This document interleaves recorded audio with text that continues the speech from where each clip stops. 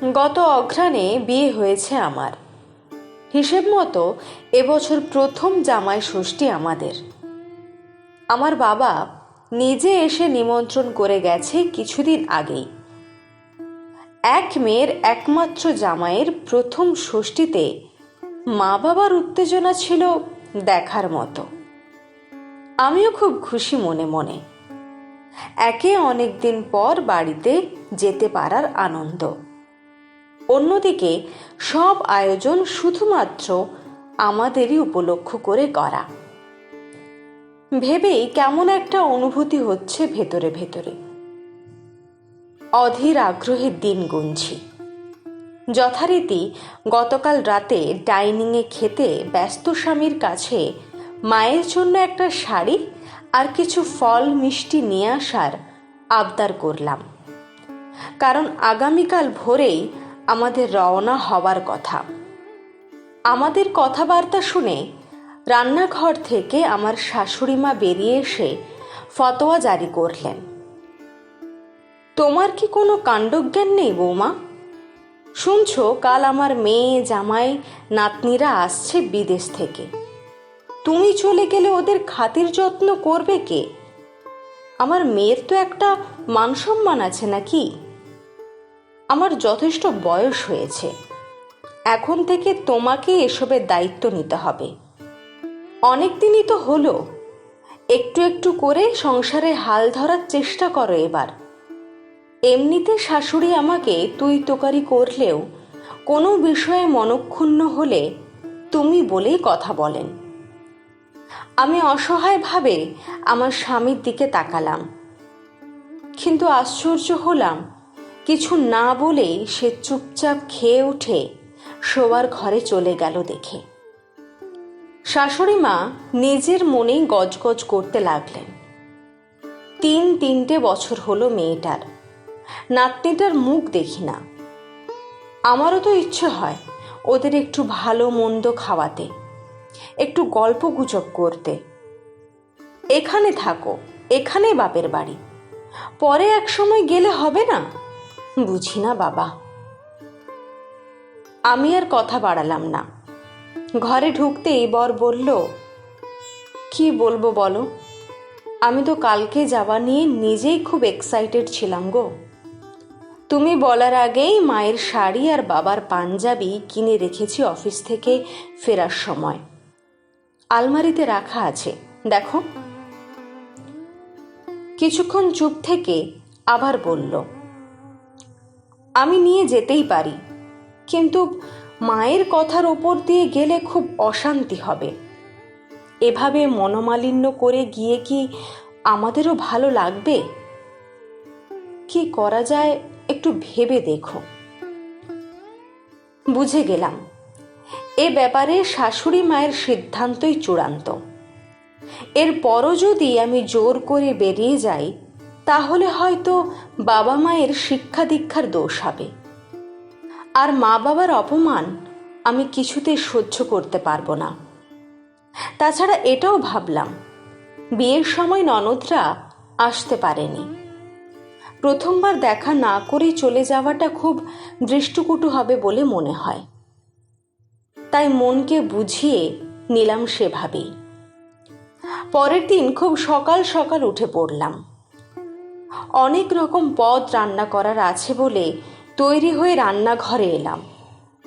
Gas ওভেনে একদিকে মুগ ডাল, অন্যদিকে চিংড়ির মালাইকারি ফুটছে। ফুটছে আমার বুকের আগুন পাখিটাও। বাবা নিশ্চয়ই সকাল সকাল বাজারে গিয়ে নিজের হাতে করে কিনে এনেছে গাছ পাকা আম, চিড়ে দই, নামি দোকানের মিষ্টি, সরু চাল, কাটাপোনা মাছ। মা হয়তো সবচেয়ে দামি চাদরটা বিছিয়েছে, কাঁসার বাসন ঝাঁ চকচকে করে রেখেছে। উপোস করে পুজো দিয়েছে ষষ্ঠীর, কিন্তু জামাই ষষ্ঠী আজ সোনার পাথর বাটে। এসবই ভাবছি, এমন সময় মা ফোন করলো। আমি হাত মুছে ফোনটা ধরে হ্যালো বলতেই মা খুব উৎসাহ ভরে জিজ্ঞাসা করলো, হ্যাঁ রে, তৈরি হয়েছিস? কখন আসবি? বড্ড রোদ গরম, সকাল সকাল বেরিয়ে পড়, বেশি দেরি করিস না কিন্তু।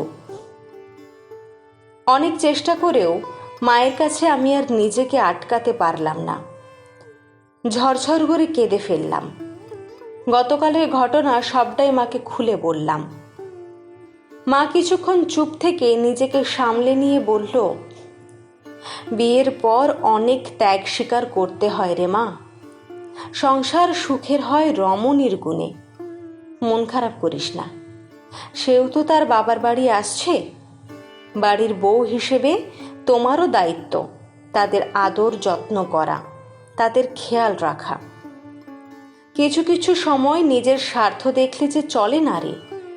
এ তো আমাদের মা শাশুড়ি মায়েরই শিক্ষা।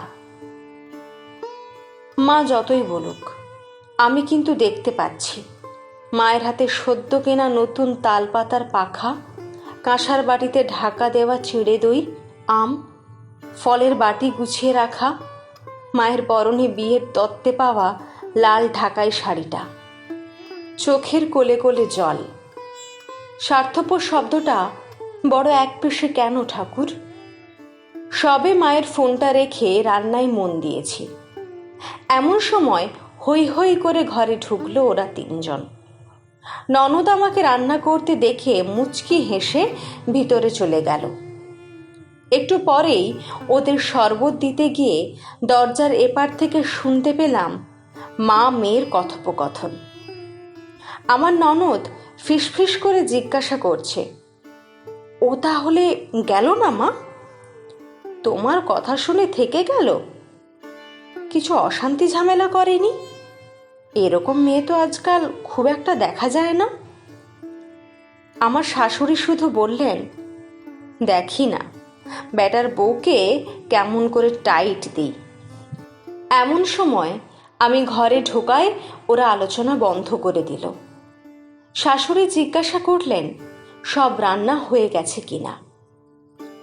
সব হয়ে গেছে বলাতে উনি বললেন ওনার ঘরে গিয়ে ষষ্ঠীর সব কিছু গুছিয়ে রাখতে। আর এটাও বললেন বাসন্তী পোলাও আর নিরামিষ আলুর দমটা উনি নিজের হাতে করবেন। আমি নন্দাইয়ের জামাই ষষ্ঠীর সমস্ত উপকরণ গুছানোর জন্য শাশুড়ির ঘরে গিয়ে দেখি খাটের উপর একটা শাড়ির প্যাকেট। লোভ সামলাতে পারলাম না, খুলে অবাক হয়ে দেখি পরশু শাশুড়ির সঙ্গে বাজারে টুকটাক জিনিস কিনতে গিয়ে এই শাড়িটাই নেড়ে চেড়ে দেখছিলাম। কাঠচাপা রংটা ভারী পছন্দ হয়েছিল। এমন সময় শাশুড়ি মা ঘরে ঢুকতে আমি জিজ্ঞাসা করলাম, এটা বড়দির জন্য অর্থাৎ ওনার মেয়ের জন্য নিয়েছেন নিশ্চয়ই। উনি হেসে বললেন, আমার ভালো মেয়েটার জন্য না নিয়ে কি পারি বল? বলেই শাড়িটা আমার গায়ে ফেলে দিয়ে বললেন, বাহ, তোকেও বেশ মানাচ্ছে কিন্তু। সব কিছু মিলিয়ে মনটা খুব তেতো হয়ে গেল। সব আয়োজন করে দিয়ে সবে বসার ঘরে এসেছি। দরজায় কলিং বেল বাজল। দরজা খুলে আমি তো ভীষণ অবাক হয়ে গেলাম। দেখি দু হাতে দুটো ব্যাগ নিয়ে বাবা দাঁড়িয়ে, পেছনে লাল ঢাকাই শাড়িটায় মা। বেলের শব্দ শুনে শাশুড়ি মা ননদ ছুটে বেরিয়ে এলো, যেন ওদের আসার অপেক্ষাতেই ছিল। শাশুড়ি মা হেসে এগিয়ে এসে মাকে জড়িয়ে ধরে বললেন, এই যে বড় কুটুম, আসুন আসুন, সব জোগাড় যন্তর হয়ে গেল আর এতক্ষণে আপনাদের আসার সময় হলো। শুভ কাজটা তাড়াতাড়ি শুরু করা যাক দেখি।